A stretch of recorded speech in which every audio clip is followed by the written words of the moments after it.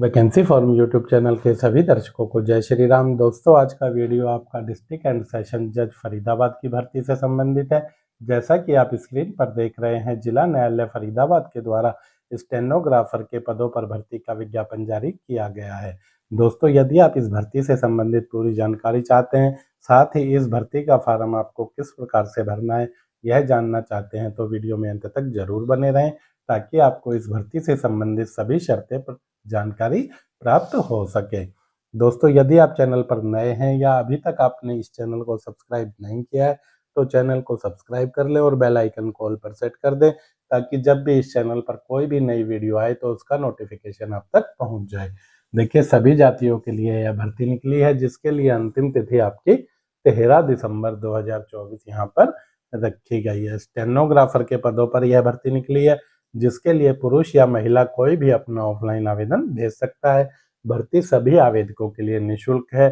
कुल पदों की बात करें तो 15 पदों पर यह भर्ती निकाली गई है। 15 पदों में से 6 पद आपके सामान्य वर्ग के लिए हैं, 2 पद आपके एससी वर्ग के लिए हैं, 2 पद बीसी ए वर्ग के लिए हैं, 1 पद बीसी बी वर्ग के लिए है, 1 पद सामान्य वर्ग के भूतपूर्व सैनिक के लिए, 1 पद बीसी बी वर्ग के भूतपूर्व सैनिक के लिए, 1 पद एससी वर्ग के भूतपूर्व सैनिक के लिए तथा 1 पद दिव्यांग वर्ग के लिए जो कि लो विजन से संबंधित हो के लिए यहाँ पर आरक्षित रहेगा।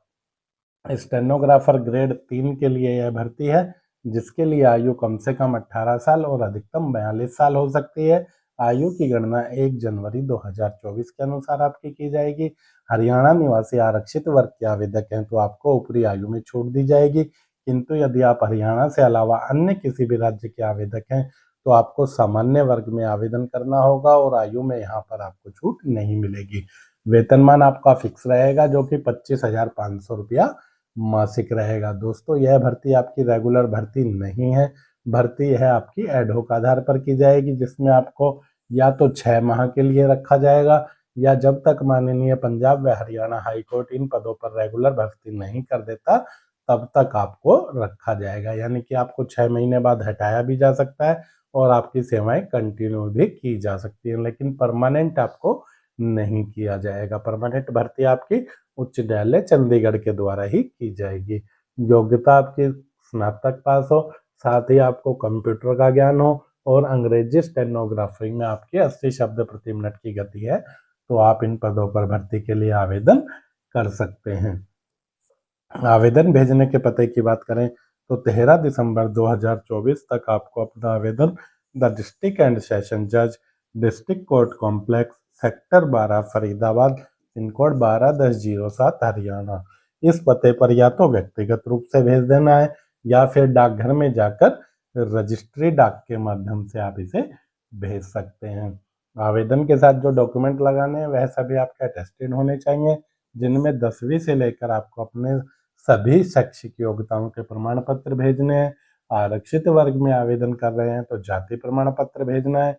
एक सेल्फ एड्रेस लिफाफा भेजना है, जिस पर आपको टिकट लगाने की आवश्यकता नहीं है। लिफाफे पर सिर्फ आपको अपना पता ही लिखना है।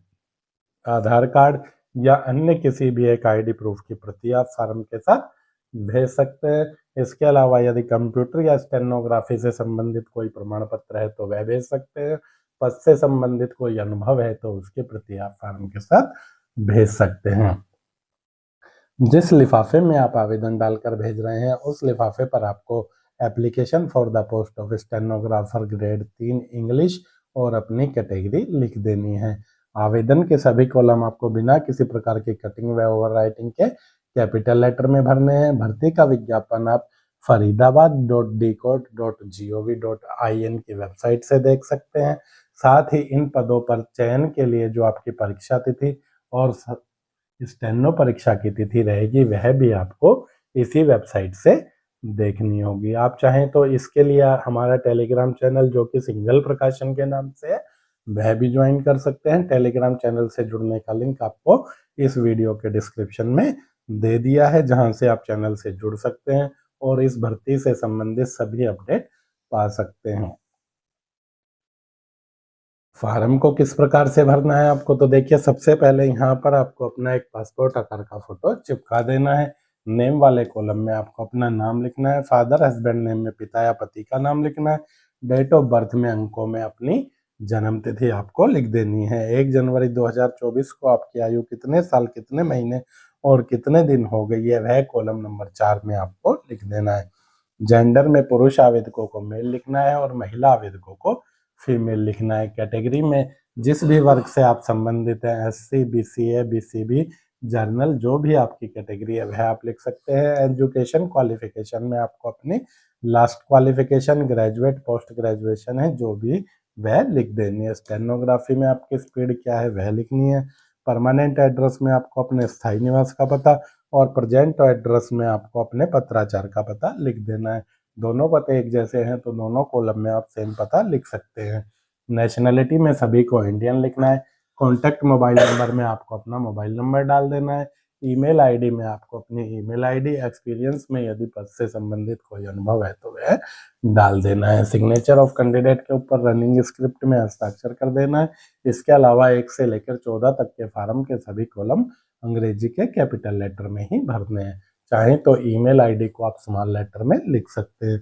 डेट में आपको जिस तिथि को फार्म भर रहे हैं वह तिथि, और प्लेस में आपको अपने गांव या शहर का नाम जहां आप रहते हैं वह लिख देना है। भर्ती के लिए अगर आपको फार्म नहीं मिलता है तो आप किसी भी भर्ती का ऑफलाइन आवेदन पत्र है vacancyform.com से डाउनलोड कर सकते हैं। इस भर्ती के लिए आवेदन डाउनलोड करने का लिंक आपको इस वीडियो के डिस्क्रिप्शन में दे दिया है, जहां से आप इस फॉर्म को डाउनलोड कर सकते हैं। दोस्तों, यदि आपका इस भर्ती से संबंधित कोई कमेंट है तो कमेंट सेक्शन में कमेंट करके भी पूछ सकते हैं। मिलते हैं अगली वीडियो में। जय हिंद, जय भारत।